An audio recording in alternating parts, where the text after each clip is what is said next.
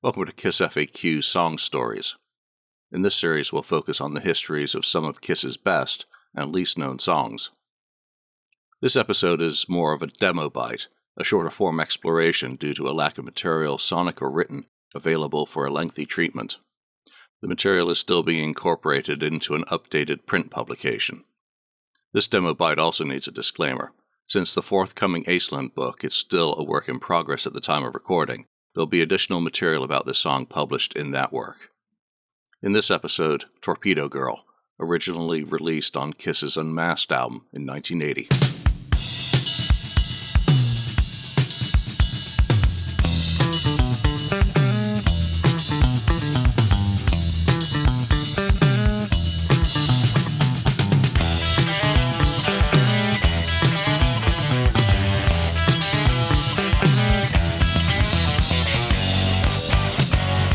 Ultimate Classic Rock's Matthew Wilkening described the song as gloriously loopy in a piece he wrote about his top 20 1980s Kiss songs in 2024. He also ranked it as the best of the bunch from Ace's 3 contributions to the Unmasked album. It's hard to argue the first point. It is gloriously silly, and is truly missing an absurd accompanying video. Seriously, Pop-Out should engage cartoon artists to give it an appropriate video treatment, similar to what Ace did with Mission to Mars. As for whether it's Ace's best track on the Unmasked album, that's subjective and better left to the comment section or a poll on a message board. Revisiting the song in October 2025, Matthew noted, while the rest of Kiss were losing their footing around this time, Fraley was just hitting his stride as a songwriter and vocalist. He largely ignored the trend chasing his bandmates were doing, and instead simply delivered charmingly loose rock songs. Who can resist the gorgeous refrain of this goofy nautical adventure? What is beyond dispute is the song was the only of the 3 Ace songs that made the album that producer Vinnie Poncia received a co-writing credit on. It certainly appears to have needed the additional input during the creative process. In late December 1979, Ace had started recording demos at North Lake Sound for the forthcoming Kiss album sessions. This song was included in a second batch, mixed on January 4th, 1980, with Chris Cassone and Eddie Solon engineering. Also mixed that day was Two Sides of the Coin. Yeah! North Lake was the same recording facility where silliness such as Crazy Joe Render's Eugene was born. My name is Eugene. And to be fair, Ace had been having fun lyrically for years with material such as Rocket Ride, so he was hardly breaking any new ground with a song like Torpedo Girl. It was simply a matter of Ace being Ace. There's no hint of a Sound Library intro montage on that January 1980 demo, and it starts with a much more simple and less funky drum lead-in.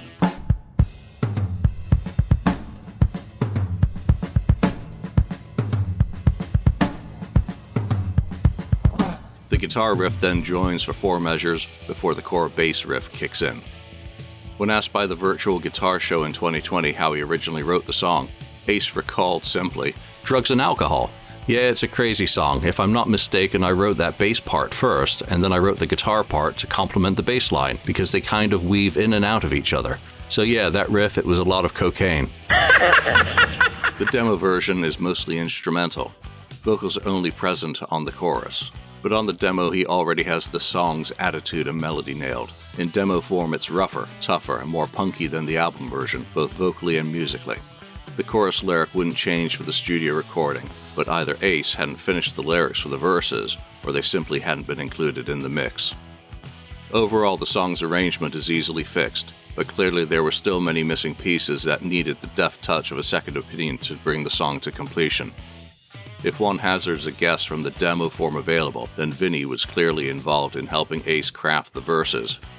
The song was given breadth during the proper recording, with the addition of a more structured and stylish intro, perhaps slightly less tough and more mischievous.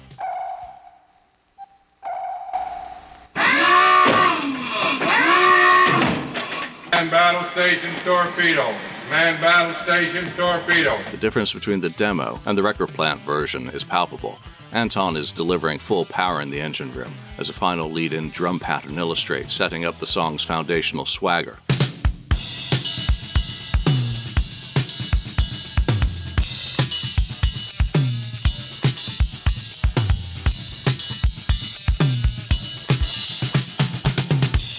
Naturally, having written a distinctive bass line, Ace performed that part on the album. He already knew the feel for what he wanted on the recording.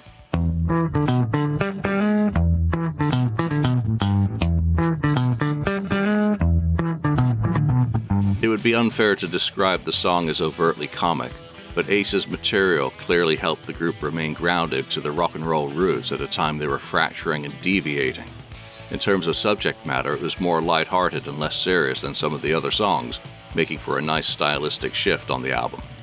During his solo years, Ace sometimes included the song in his sets, often as part of medleys, such as here in Milwaukee, Wisconsin in 2008, not long after his return to touring following his departure from Kiss.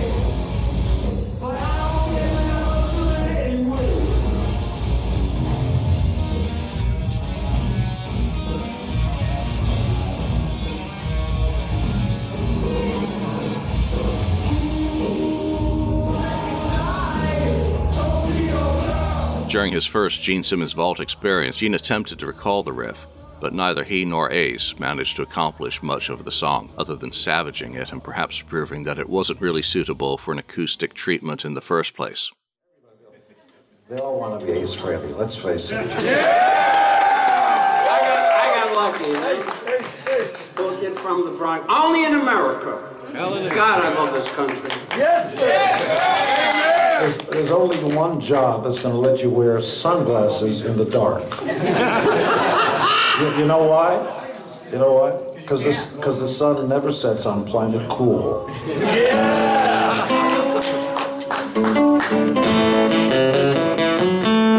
What, I can play some, what about?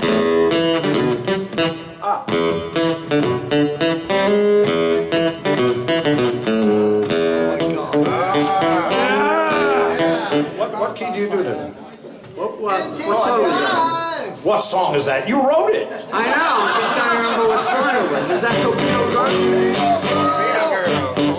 Girl? What song is that? Yeah, but this is it. Oh, that was the bass line. 1, 2, 3, 4.